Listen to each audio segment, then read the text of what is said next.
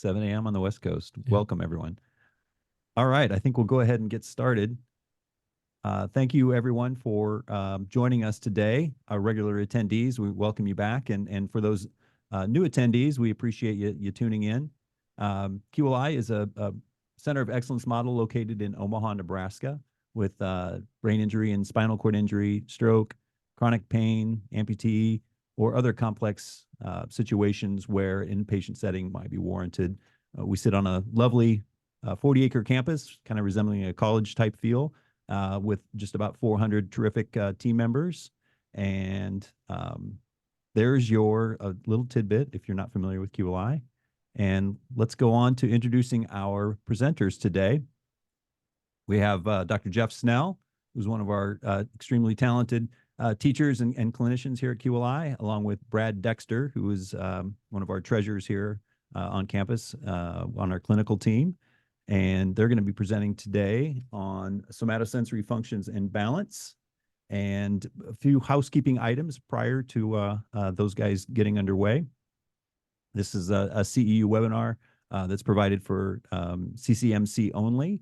We will have a poll question that is initiated at the end of the presentation, and you must answer that. After the conclusion of the webinar, an email will be sent to all attendees with a webinar evaluation link. Please fill that out and hit send. And submitting that evaluation will trigger the CEU certificate and slides being sent to you. I have the keys today, but I really don't know how to run the machine. Steve is out of town, and please be patient with us in the follow-up. After our webinar is concluded today, I would assume we would have everything by Friday at the latest sent out and taken care of for the CEU certificates. Please use the Q&A format, clicking at the bottom of your screen for answers. We'll answer either them live during the presentation or privately or after the presentation, whichever is most appropriate. We'll be monitoring the Q&A section, so please send those questions. I think with that, I'll let the two gentlemen start the presentation. Yeah, sounds great. Jeff, would you mind clicking to the next slide there for me? Oh, not at all. And hey, I just got a little stat this morning here in Omaha, Nebraska. For about 75 hours straight, we were below zero. So starting in the wee hours of Saturday morning, it dipped below zero, and we've been experiencing some negative temps for a little while. But today is the day that we are climbing up to about, I don't know, 20 degrees, something like that. And it was a balmy 4 when I walked into the building this morning, and it feels about like 50 degrees in this room right now, but it's gradually warming up. So Don talked a little bit about some of the CEU information for you all, and you can find some of that right here as well. We'll put that slide up towards the end of the presentation again too. Let's go next slide. So objectives for today. Before I dive into these, I just wanted to kind of make a quick comment on some of the material that we're putting out in these webinars. We are serving a number of different people on our campus at QLI that have had neurological types of injuries, ranging from spinal cord injuries to traumatic brain injuries, strokes, but also chronic pain and a variety of other types of issues that we come across on a regular basis. And so we love putting out material and content that provides CEUs for you all to be able to partner with you in that way. But a lot of this material it's stuff that we love doing. It's stuff that we encounter on a regular basis that we're curious about. And in particular, balance impairment are things that we often work with the individuals that we're serving with those neurological injuries. But those can certainly come from something that happens in the central nervous system, like the brain or the spinal cord, or it can be due to a range of other issues, comorbidities like diabetes or other peripheral neuropathies that are caused from comorbidities over time that we encounter with those individuals that have had one of those injuries too. And so Dr. Snell and I were just talking about different content that we could develop, and balance is a large concept.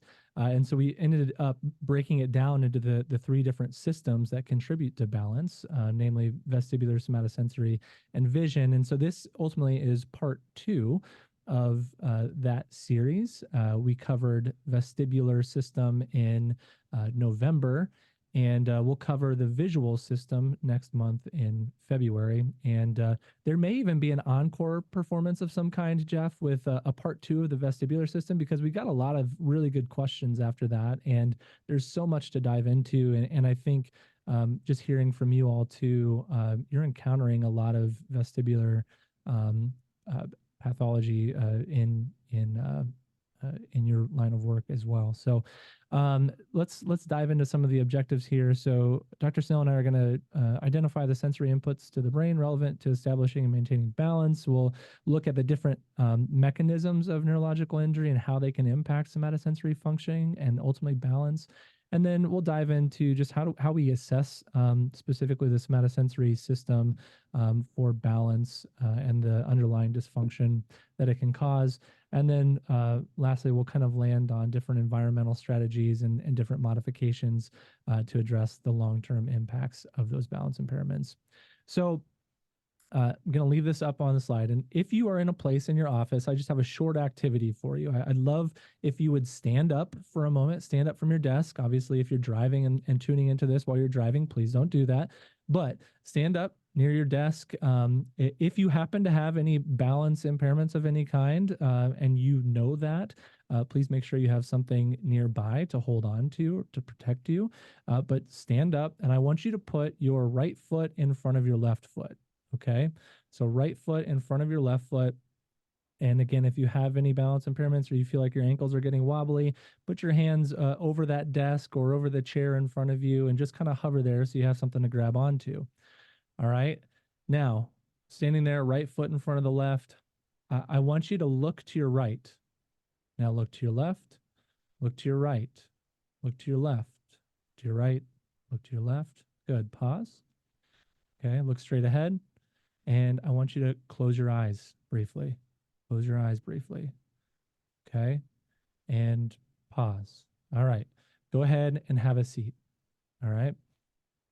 So ultimately, balance is a concept that's really difficult to measure because there's a lot of different characteristics and attributes that go into that. You guys probably noticed, hey, maybe when you put your right foot in front of your left, yeah, that was relatively easy, right? It may even get more difficult as we get a little bit older too.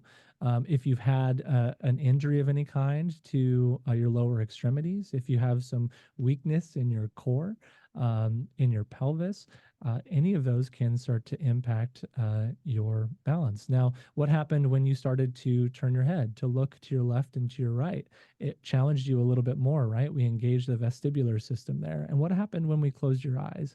It became even more difficult, right? We took away the visual system. We were relying on somatosensory. So we're going to dive into that a little bit later again, but I thought that would be a fun way to kind of kick us off and get us going before I turn it over to Dr. Snell. Well, thank you very much, Brad. So again, to review, as you have just right there, primary components that contribute to various degrees to what we call balance are the inner ears, the vestibular system, the eyes and our visual processing, the visual system, and our ability to know where our body parts are in space, commonly called somatosensory system or the proprioceptive system. It's this latter aspect of balance that we're going to be covering today with, as you said, Brad, vision coming up next month in February.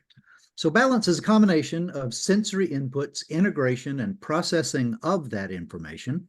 Processing is both at a conscious and an unconscious level, and then the resulting motor output. As you referenced in the November webinar, we covered vestibular functioning, so let's take that off of this graphic. And next month, we're going to be covering the visual system, so we'll take that off this graphic. So what we're going to be talking about today are the sensory inputs of the somatosensory / proprioceptive functioning and its involvement in the integration with our cerebrum and cerebellum and the motor output that is then necessary for balance. Proprioception means sense of position. Proprioception is our ability to know where our body parts are located in space by way of the sensory inputs from those receptors that are scattered throughout our skin, muscles, joints, and tendons. These sensory receptors are called proprioceptors. Without looking, we can tell where our arms and hands are located in space. With our eyes closed, we can extend our arm, bring our index finger to the tip of our nose. Actually, I'm going to ask you to do follow one physical command here for me. Wherever you are, in whatever position you're in, I want you to take your left hand and put it on your right knee. Okay? All right, you can go back to whatever position you like now. I'm guessing that before I asked you to do that, you weren't really consciously aware of where your right knee was, but nonetheless, you were able to hit your intended target on your first try. That's because you have a map of yourself, where your body parts are at any given moment, that is totally independent of your other senses. Vision can kind of help you fine-tune that information a little bit. So vision just kind of adds a little something extra to what your proprioceptive system is capable of. Now, going into this next section, and Brad alluded to this, we're going to be talking about the anatomy and physiology of the process by which our proprioceptive sense gathers, processes, and acts upon information relative to positional data. I want to forewarn you that what you're going to hear is an overview. Proprioception is an amazingly complex process. Each component of this process could fill a graduate level course worth of information. So if we omit your favorite part, or if we just touch on the surface level of something you're really interested in, we apologize in advance. In the interest of time and attention, we're going to try to keep it short. The basis of information on where our body parts are located arises from information sent to the brain from mechanical receptors that are scattered throughout the body. Now, these are effectively biological transducers. They convert mechanical forces and measurements into neuronal signals. In the context of proprioception, we're going to primarily focus on those receptors that are located in the skin, joints, muscles, and connective tissues. Mechanoreceptors are neurons that provide afferent information, that is, information from the body to the brain by way of the spinal cord. They do so by transducing mechanical deformation, bending, stretching, rotation, all things that are indicative of positional change, into electrical signals. Now, there are several different types that are listed on this slide that respond to different stimulation and transmit that information to the brain.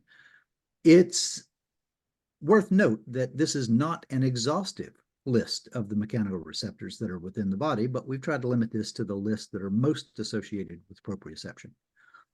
For receptors associated with proprioception, the detection of mechanical deformation of the receptor and/or nearby tissue results in a signal being sent. Those that are quick-acting extinguish response rapidly, typically milliseconds after the onset of a signal. They fire in response to change, but not to static state. Slow adapting types continue to fire in response to reception of signal. So it kind of gives you the ongoing status. These differences are somewhat similar to our visual processing. You have cells that respond to the edges of movement that allow for quick detection of a well-camouflaged animal when it moves, as opposed to seeing the bigger picture in context. So with regard to movement and proprioception, quick adapting receptors are indicated in things like joint positioning. They cause an immediate reactive muscle contraction around the joint. It also plays a role in what has been labeled as quote unquote limit detectors, automatically protecting joints and associated connective tissues. Slow adapting, on the other hand, again, continue to provide ongoing information relative to position or to force. All right, let's start with some of the skin receptors that are represented by that graphic in the upper right corner. Ruffini endings are slow adapting encapsulated receptors that are found in skin, subcutaneous tissues, and some connective tissue inside the joints. They respond to stretching in the skin and to pressure can register mechanical deformation within joints, specifically angle change within the joint. Being slow adapting, they continue to send signals all the time with the rate of firing indicative of the degree of deformation detected. So in other words, with the angle of your elbow, as you increase that angle, you increase the firing rate of those Ruffini nerve endings within that joint. And we're going to have a graphic on the next slide that kind of shows that a little bit with other types of receptors as well. Pacinian corpuscles are rapidly acting deep receptors. These are subcutaneous and they respond to deep pressure and high frequency variation, typically 250, 350 hertz range. That's what they respond to. Meissner's corpuscles, on the other hand, are cutaneous nerve endings, so they're a little closer to the surface, and they transmit sensations of fine discriminative touch and low frequency vibration, typically low frequencies between 10 and 50 hertz. They are very sensitive. The fine discrimination of pressure, for example, just the deformation of the joint or the skin, they can respond to mechanical deformation of less than 10 micrometers. By comparison, human hair is typically 20 to 180 micrometers in width, so we're talking about sensitivity of less than the smallest human hair by 50%. You'll note as well that both the Pacinian and Meissner's corpuscles are quick acting.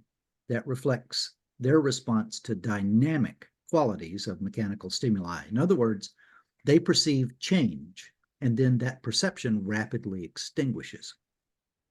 Merkel nerve endings are tactile receptors in the skin that are essential for shape and texture determination. If I put my hand on my desk, the feeling of what the wood feels like, the crack between the joints, the edges, those are things that are picked up within those fingertip tactile sensitive spots. The fingertips, the lips, other very sensitive areas of the body are where these are abundantly located. Also, with regard to hair follicles, like the sensitive whiskers of mammals, cats, dogs, these are also very sensitive in detecting deflection of those hair follicles. So the ends or terminals of the axon branches of the Merkel nerves are platter-shaped, and so that's why these receptors are also called Merkel's disc. These disc-shaped complexes are highly sensitive to skin indentation, pressure, hair movement, or other gentle touch stimulation. And then unmyelinated free nerve endings. These are receptors that are capable of lots of different types of transduction. They can detect heat and cold. They can detect mechanical stimuli, pressure, texture. They also respond to chemicals within the tissues. These nerve endings are frequently found near blood vessels, between the epithelial layers of skin. They're in the cornea, the alimentary tract, and also located in connective tissues. In joints, they're typically found between the synovial and fibrous layers or within the fibrous layers themselves. Now, you may have noticed on the graphic there's one other receptor listed that I didn't mention. That's the Krauss-in-bulbed, also known as the bulboid corpuscle. And that's because, well, it probably is involved in proprioception, but they appear to have a primary role as a thermoreceptor. So Brad, in your complaints about the temperature in the room there, it's because of the receptor that are picking up the current temperature. So your skin receptors that are picking up that. Now, when it comes to receptors associated with muscles and their connections to our bones, muscle spindles are receptors that are embedded within the skeletal muscles, and they're also basically stretch detectors. These muscle spindles tend to be around 2 to 4 millimeters in length, so they're visible to the naked eye. And as the muscle is contracted, it is working to pull its anchor points together. The way muscles work is they attach to 2 different bones, and as the bones move, the anchor points come closer together. The muscle shortens, that muscle contraction. Muscle spindles are sensitive to the length of the muscle fibers, and they relate information regarding how stretched a particular muscle is. They lie within a capsule that's parallel to the muscle fibers, and they're also slow adapting, meaning they continue to fire in the presence of stimulation, and their firing rate is relative to the stimulus. Indicated here by stretching, they fire more often. In a relaxed state, there's a slower firing rate. When contracted, they fire the slowest rate of all. So again, as the muscle is stretched out, it fires a lot faster. So it is always sending information regardless of the status of the muscle. It's simply sending at a different firing rate. Muscle spindles have ion channels that open when they are stretched. And as these channels open, ions flow in, and that creates the action potential that ultimately initiates a signal and sends that information upstream. Golgi tendon organs are found in the junction between muscle and bone. These are integrated within the tendon, places where the muscle is attached to the skeleton by tendon tissue. And it's also a primary proprioceptive receptor in the joints of our body. So similar to a muscle spindle, the Golgi tendon organ responds to stretch by opening ion channels that change the voltage potential. One way that they differ, however, from the muscle spindles, it's that although in muscle spindles, they're parallel to the fibers, in this particular case, they are more perpendicular. They are arranged in series with the These receptors are sensitive to tension, in other words, stretching, and they are adapting in nature. They will continue to fire at an increased rate when greater tension is detected. Because of the way that Golgi organs are involved with connective tissues, tying muscle to bone, they're heavily involved within all of the joints of our body. This is places where flexibility and speed has to be balanced with strength, load, movement, and tissue tolerances. We have to bend in order to move, but that joint then has to have the capacity to maintain stability throughout the movement. There are multiple types of receptors that are located within the joint capsule and associated tissues that are indicated in maintaining stability while allowing flexibility. And as you can imagine, with multiple trauma associated with many injuries, those tissues themselves can be disrupted, the bones can be broken. All of those things change the information going from the body to the brain, which then has to be adapted to over time as healing takes place. Axons from all of that receptive information from the sensory receptors enters the spinal column via the dorsal roots. Once in the spinal cord, these axons then synapse with a number of different types of neurons. We'll talk about a few of those. But in particular, we'll talk about here the spinocerebellar tract, which is represented in green, is information coming in to the spinal column and being transmitted up to the cerebellum. The cerebellum is involved in regulating muscle tone, posture, locomotion, and equilibrium. What from that will eventually become conscious proprioception actually travels up through the brainstem, crossing to the opposite side. We call that a decussation, or to decussate within the pons, and then it goes to the thalamus and is sent up to the parietal lobe of the cerebral cortex. There's also a direct afferent pathway coming from the receptors up the dorsal column of the spinal cord that involves signal exchange in the medulla and the thalamus before then being passed on to the anterior, the front aspects of the parietal lobe. We call that the sensory strip or the somatosensory cortex. And if you've ever seen the homunculus overlaying that area, you can basically map all of those receptors in different parts of the body onto that sensory strip. These are signals of which we typically have conscious perception. All that information is used to further adjust and refine our motor actions, whether standing or moving, to maintain our balance.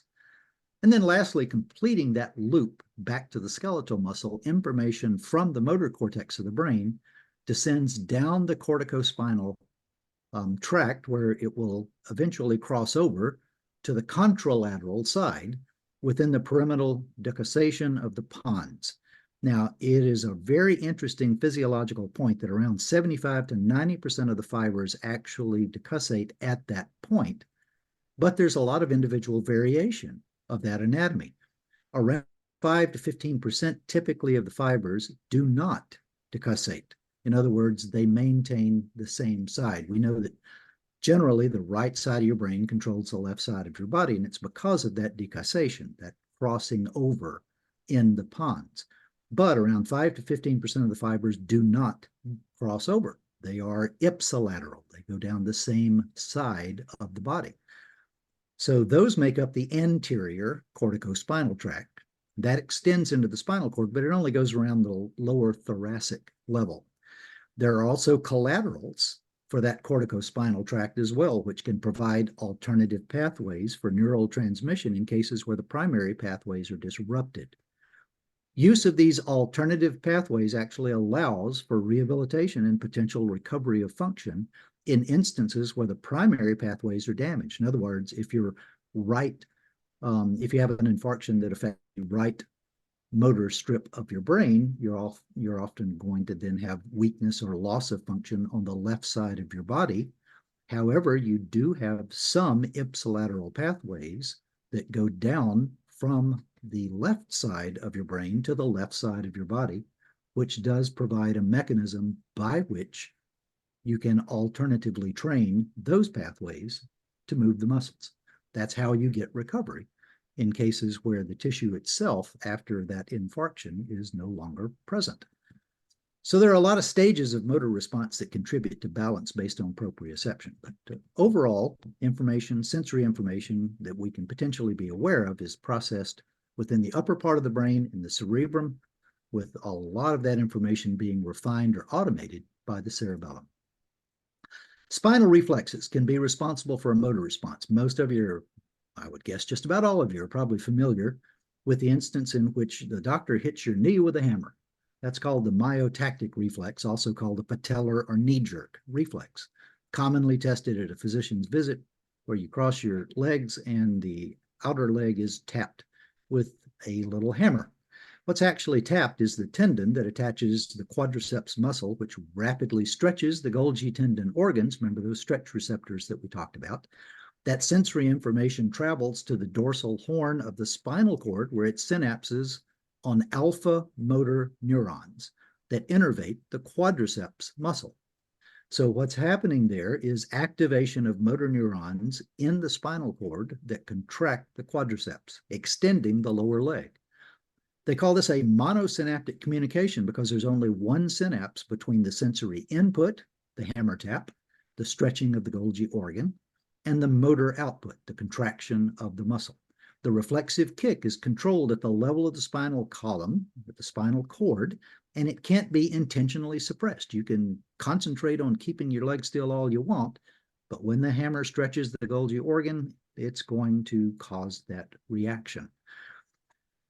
So that kick wouldn't occur if the hamstring, the muscle that is an antagonistic flexor to the quadriceps, it has to be relaxed. So in other words, anytime a muscle is going to be contracted, the opposing muscle has to be relaxed. It has to be flexed.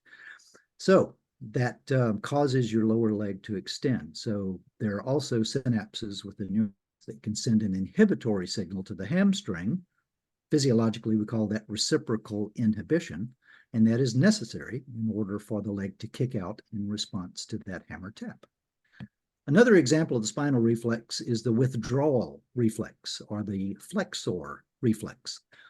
Something I experienced when my kids were younger, when I stepped on a Lego that had been left out on the floor. And suddenly my foot is being picked up off the floor. Instead of the extension reflex that we just saw with the patellar reflex, this is a flexor reflex. The pain aspects of the stimuli, a high firing rate of the unmyelinated free nerve ending receptors, results in an automatic motor pattern initiated at the spinal level that results in constriction of the flexor muscle and inhibition of the extensor.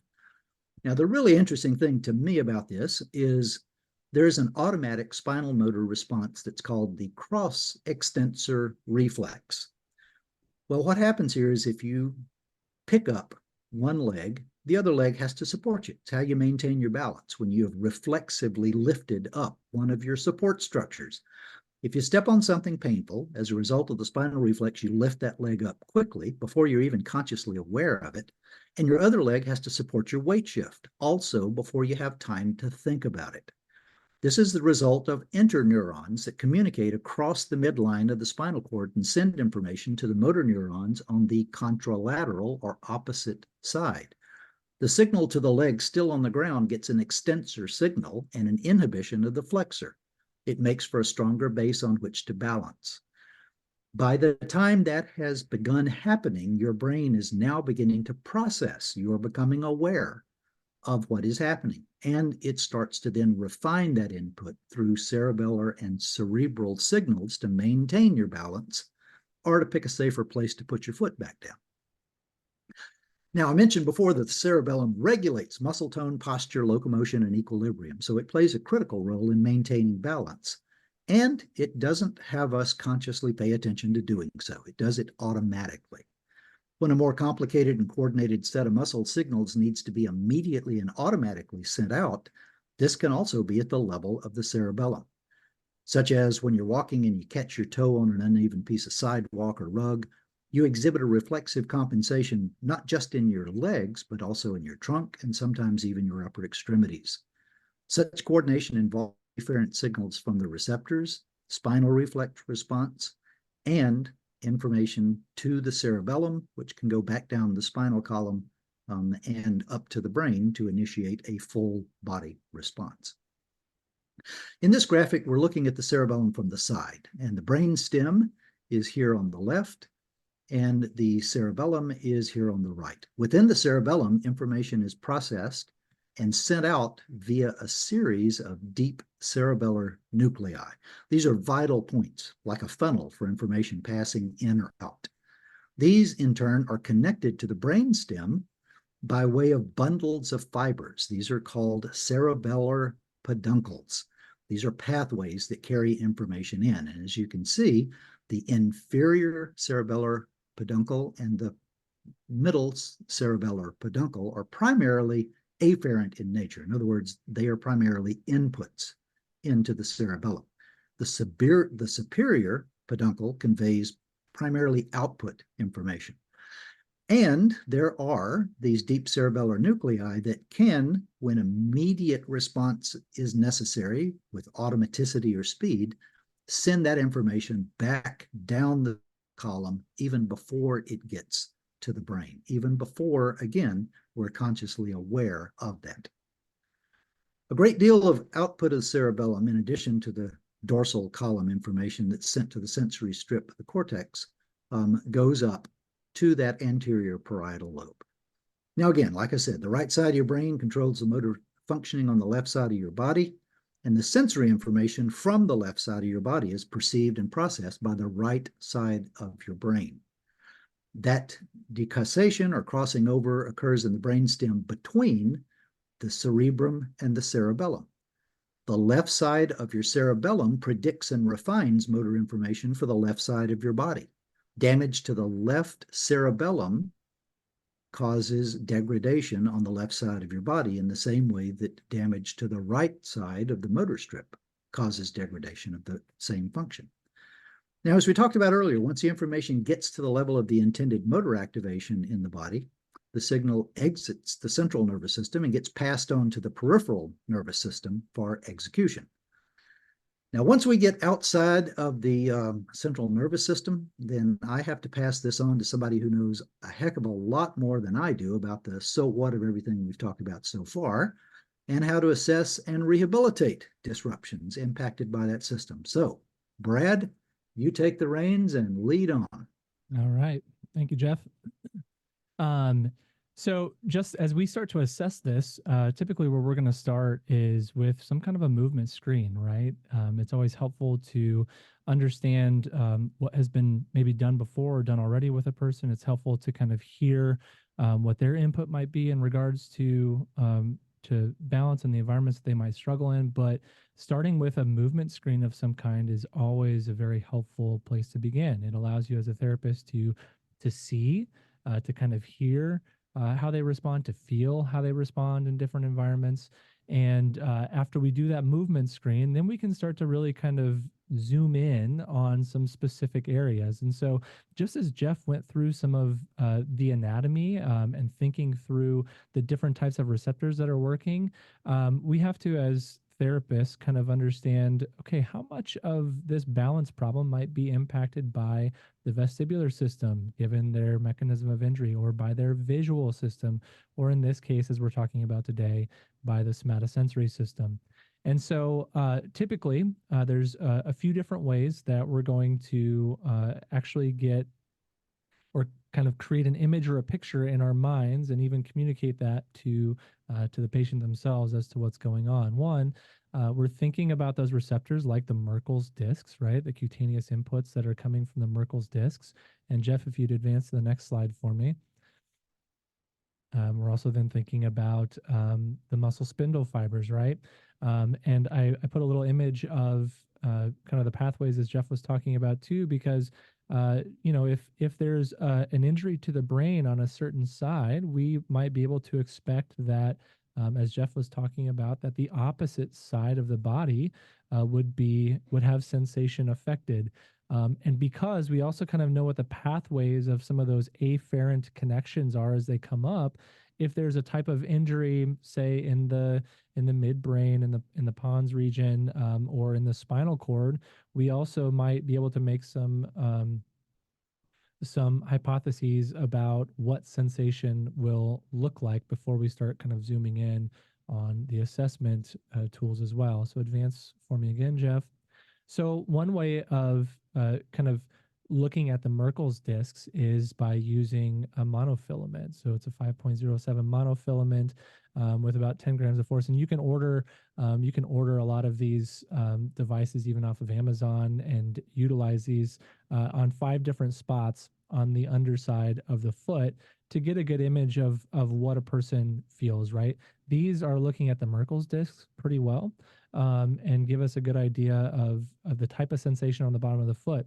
Now, you think about it, if we're in standing, the feet are going to be giving a lot of information. They're going to be sending a lot of information up to the brain. Obviously, the knees and the hips are also going to be providing information, but the feet are primarily what are in contact with the ground. And so that's why we are going to start there. And Jeff, advance for me.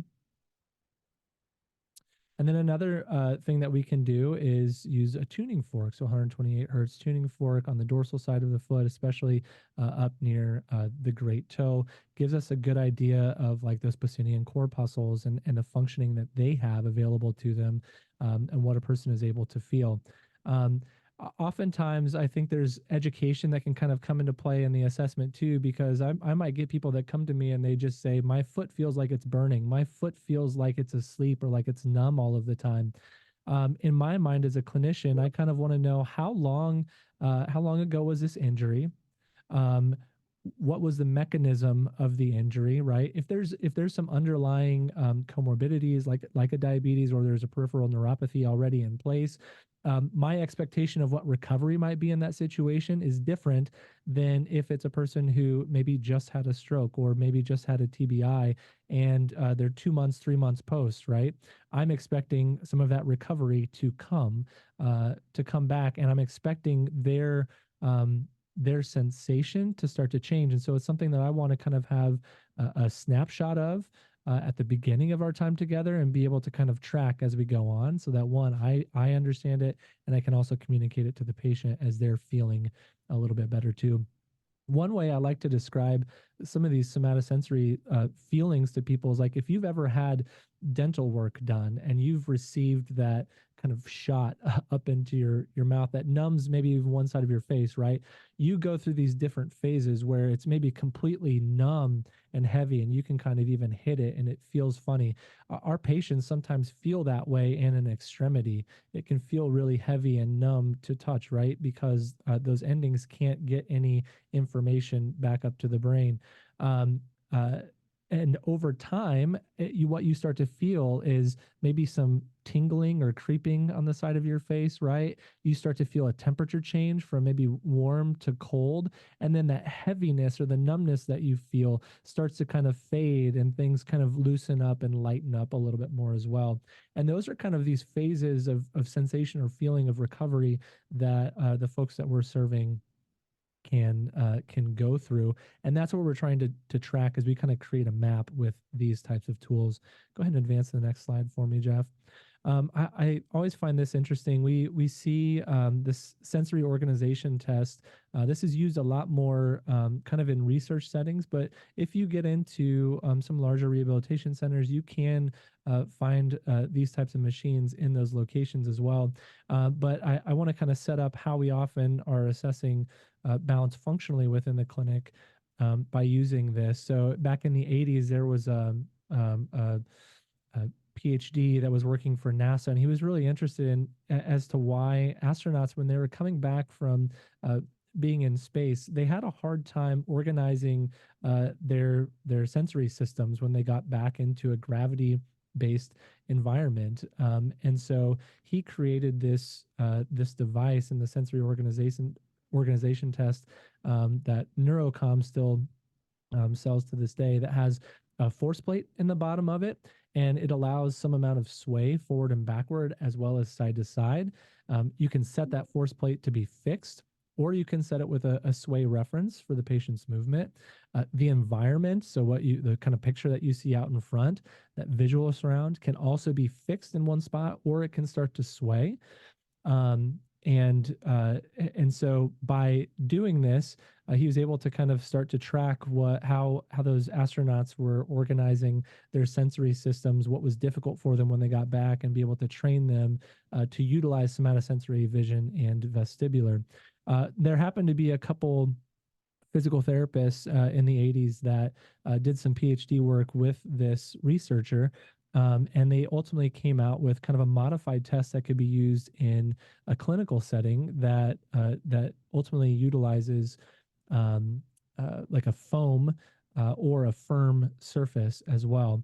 And what's always interesting is the somatosensory system is always going to be kicking in best when there's a fixed, firm, and predictable environment around us.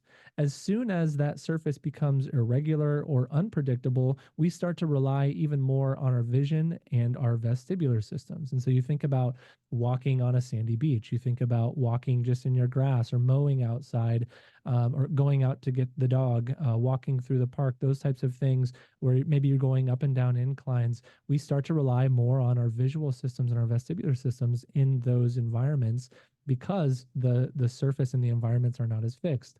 Walking through a busy grocery store, walking through a really crowded area. Again, those are busier environments. They're irregular, they're unpredictable. And so, again, those are all kind of considerations that we need to have as we are looking at assessing balance. Next slide, please. Good. And some just outcome measures or tests that we would use. Again, I was talking about it's always important for us to kind of hear from the patient themselves what they're experiencing functionally.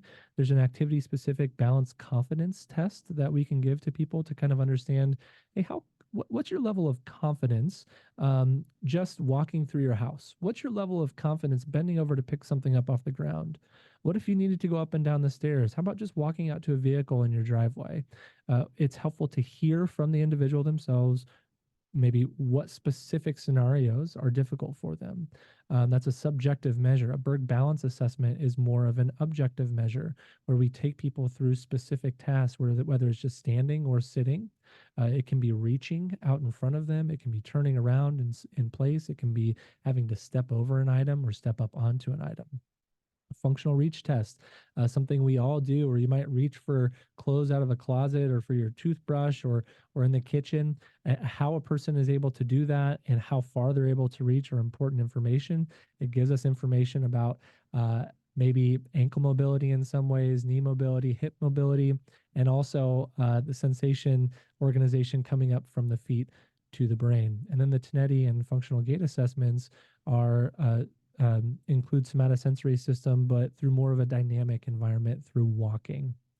Next slide here, Jeff. So kind of back to the test that was developed from the sensory organization test. This is something that we're going to use in the clinic a lot to look at somatosensory, visual system and vestibular systems and their impact on balance. And so there's really 6 different conditions in this test when it was originally developed. Conditions 3 and 6 really aren't used as much anymore because those would be taking away all 3 systems. As you progress from 1 to 2 to 3, each one of those are on a stable surface, a firm surface, right? So somatosensory system can really be kind of engaged there. Somatosensory, vision, and vestibular are all going to be available and accurate in condition 1, but we take away vision in condition 2, which means now the person is going to rely on just somatosensation as well as vestibular to kind of make sense of the environment around them. And then in condition 3, what typically would be done 20, 30 years ago is you would use a dome around the head to kind of take away the vestibular system as well. Now, this is actually kind of functionally done if an individual is using virtual reality, right? If you've ever put on a virtual reality headset, your point of reference can change, right? Because there's now a virtual environment that is moving, even though your body may not be moving in that environment, if that makes sense. And so the information that you're taking in is not entirely accurate. So we're typically actually just using conditions 1, 2, 4, and 5 in the clinic setting. When we do this, condition 4 and 5 would be on foam. And so in condition 4, the somatosensory information is going to be inaccurate. It's unstable, it's irregular, and you start to rely more on the visual system and the vestibular system because they're going to be available and accurate. And then condition 5, you take away the vision. And so you're really heavily relying on a vestibular system in this case. And so these are ways that say if a person does well on condition 4 when they're standing on foam and they have their eyes open, but as soon as you take away vision with condition 5, that might help us understand that, hey, this is a person that as soon as we take away that vision, really struggles with their balance. So functionally, where might that show up? Well, it could show up if they need to get out of bed overnight to go to the bathroom and the lights in the room are pretty dim. It could show up if they're maybe leaving their children's house in the evening and it's dark outside and they can't see the sidewalk or the environment as well when they're walking. Okay. And then functionally, as we see people walking, you can advance through this slide too, Jeff. Functionally, as we see people walking, what we might see in those conditions is the length of the step is decreased. So we see shortened steps. We might see a little bit more shuffling. We might see a wider base of support because the person is not as confident with their balance abilities and with somatosensation. So as we advance into some of the rehabilitation strategies from the assessment, we've kind of taken in this information. We understand the impact of the somatosensory system, the visual and the vestibular systems, right? Given some of the tests that we've done, we understand maybe a level of confidence from the individual. And I didn't mention this, but we also have to kind of look at strength when we're considering balance as well, especially trunk and core strength. Because we want to have a strong middle, a strong core. If we don't, it's hard to move the lower extremities on that core, and it's hard to even use that somatosensory system if we don't have a strong core, strong hips. All right. So rehabilitation strategies. I'll have you go back there for me, Jeff. Sorry. One, we have to consider, are the afferent pathways intact? So we've taken in that information. We kind of know what the injury is itself, right? Can they use the information? Is it accurate information that's going from their body up to their brain? If they can't use it, what types of strategies might we need to give them, right? And can it be restored? Can it be maximized? So I talked earlier about, is this a person that had an injury 3 months ago, or is this a person that had a lot of comorbidities, had a peripheral neuropathy that's long lasting? And ultimately, then we have to create treatment interventions based on the sensory weighting patterns. So how much of this is visual, how much is vestibular, and how much is somatosensory? Next slide. And it's really important to think about the intensity of the exercise, right? Everyone's going to be a little bit different. They're going to have a different starting spot. So we always say, think about being just outside of that comfort zone. If you're too far outside of that comfort zone, we're likely going to fail, right? It's going to be too difficult. We're not going to have success. And so we need to find out what's comfortable right now, and let's push them just a little bit. So pushing them just a little bit might mean, hey, we're going to go from a wide base of support in standing to trying to move our feet closer together. Or for another person, it might mean, hey, I want you to be able to stand on one foot while we're reaching far outside of your base of support, or we're going to play catch with a ball and have you moving in different directions while you're standing on one foot, while you're standing on foam, while you're standing on a balance disc. So again, right level of intensity is important. Next slide. And we have kind of lower levels of technology that we can utilize, whether it's a balance disc like you see in the top right, or a Bosu ball standing on the flat surface or on the ball surface to kind of create an unstable surface to challenge the somatosensory system a little bit more, or it can be perturbations like in the bottom right. So one of the things that can be difficult for individuals with somatosensory issues is anticipating what might go wrong, or anticipating a surface that might be slightly slippery or different, right? Unstable or irregular. And so challenging with perturbations where they don't know what's going to come next, how they might be challenged, is a good way to see what their balance reaction is like, and to challenge them with harder pushes or with different foot positions whether it's a wider base of support and advancing to tandem or single leg. Next slide, please. And there's also then advanced technologies that can be utilized. So what you see in the top left is actually a treadmill with a large kind of VR visual system in front. The treadmill itself can kind of rotate back and forth. The environment is going to be moving. Some of these treadmills are split belt treadmills, and so you can go. You can treat it as a regular treadmill where it's going the same speed, or you can make it so that one side is going slightly faster than the other as well. And then in the bottom right, this is a type of treadmill that there's a harness system involved. You can change the incline, you can change the speed on this, but what it's going to do is it's actually going to shift to the left, it's going to shift to the right as a person is walking to kind of create this atmosphere of perturbation. So there's a lot of different ways to challenge balance. I didn't even mention functionally. What we always like to do is think about, hey, how's a person doing indoors? Well, let's get outside now. Let's get over grass. Let's think about environments they might need to go. Does it make sense to go for a hike? What did you love doing prior to your injury, and how do we get you back to those things, and how do we not just simulate but then put you into those environments again to see how you respond and to challenge you in those ways. Next slide, please. In terms of prevention and management, there's a number of different ways or different things that we need to look at. From a history perspective, were there previous falls? What kind of medications are you on, or any comorbidities? Physical activity, physical activities are going to reduce the risk of falls by improving strength, balance, coordination, and flexibility. So what did that look like prior to the injury? What does it look like now? Next slide. Footwear, right? High heels, floppy slippers are going to make it more difficult. Putting people in the right type of shoes is always going to be important. Sometimes we need to think about the width of those shoes if there are some peripheral neuropathy issues. And smart, getting the right pair of shoes can also decrease joint pain, improve mobility over the ankle if that's an issue as well. This is a big one, removing hazards in the home. And this is a big piece that caregivers, support systems can be a big part of as well. Getting junk out of the way, right? At cords, boxes, newspapers, those types of things that are sitting around, coffee tables that kind of get in the way in high traffic areas, loose rugs, putting tape on the bottom of them so they're not going to peel up on you, or just removing them altogether. Any loose like floorboards, any loose connection points in the house, picking things up, putting them in the right places, right? So they're in an easy reach for the individual. So we're not having to reach really high up, even getting up on toes where you kind of decrease the base of support. Immediately cleaning up anything that's on the floor, not leaving it so it's either slippery or sticky. And then using non-slip mats in a bathtub or shower or a grippy type of tile can always be important as well. Next slide. Lighting up the living space. So again, if vision can be helpful for someone that has somatosensory deficits, kind of brightening up that space can be helpful as well. So it might be placing night lights in the right places in the house or within reach so that you can get it when you get up overnight. Clear paths to light switches, so not having some of those things in the way.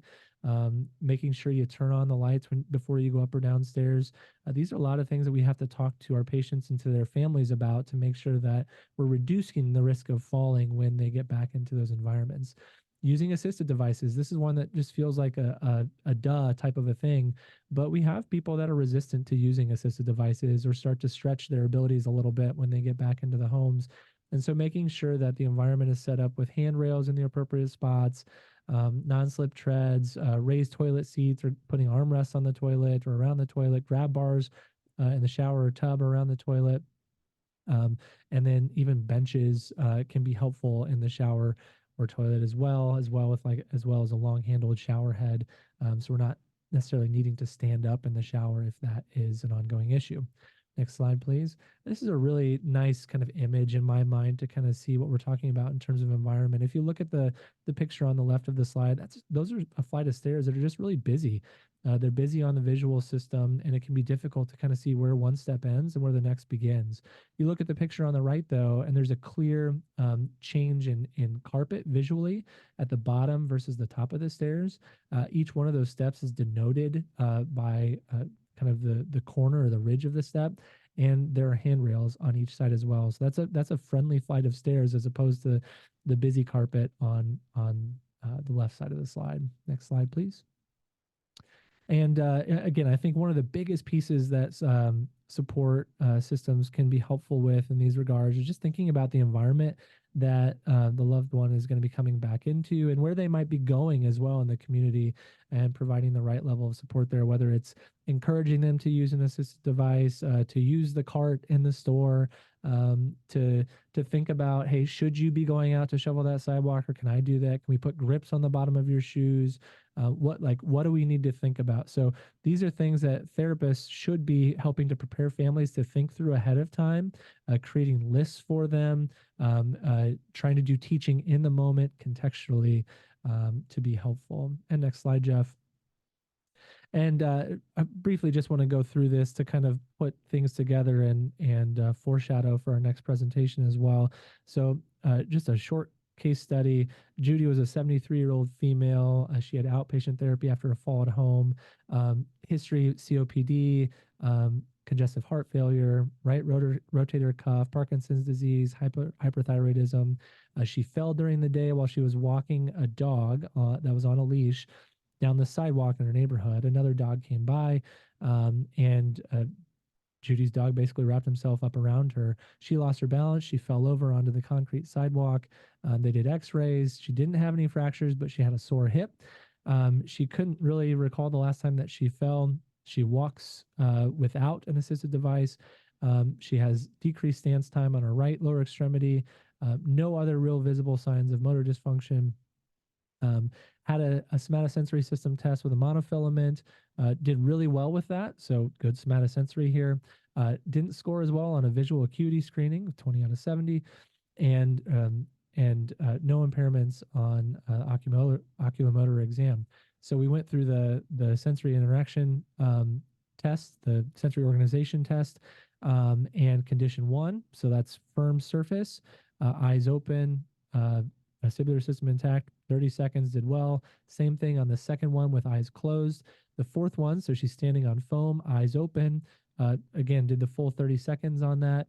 But on the fifth one, when she closed her eyes, it was really difficult, only 12 seconds. So this is a great case of where we see irregular surface. The somatosensory system is challenged quite a bit more. This was a person that was relying on that visual system quite a bit to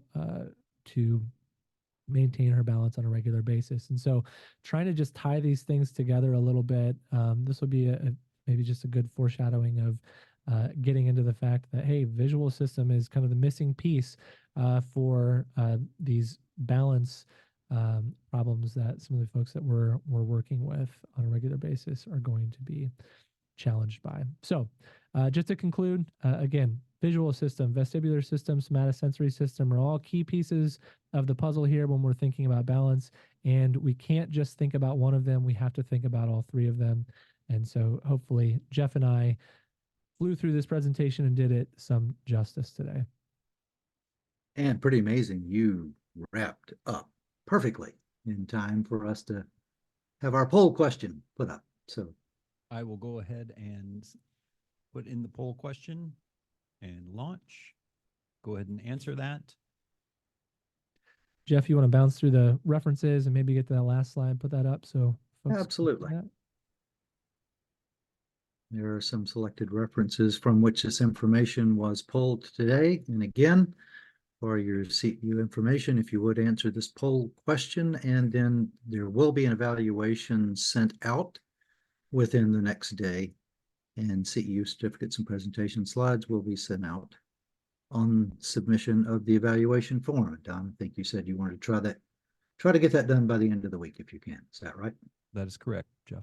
Excellent.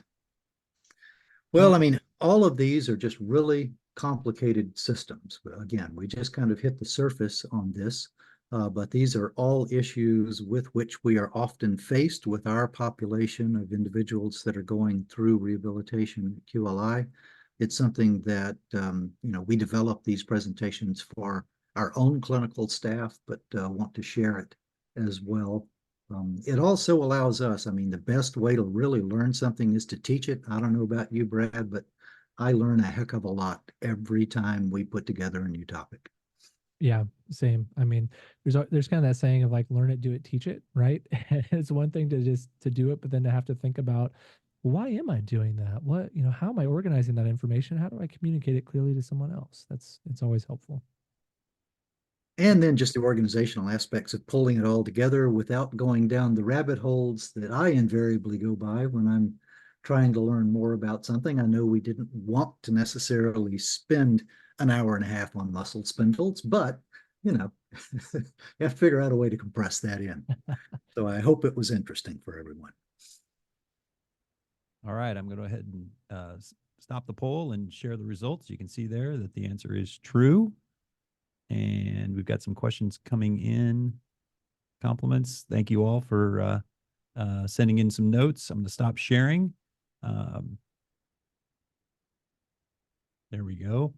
And a little foreshadowing, the part 3 of our vestibular series will be February 21st, and registrations will go out beginning of February.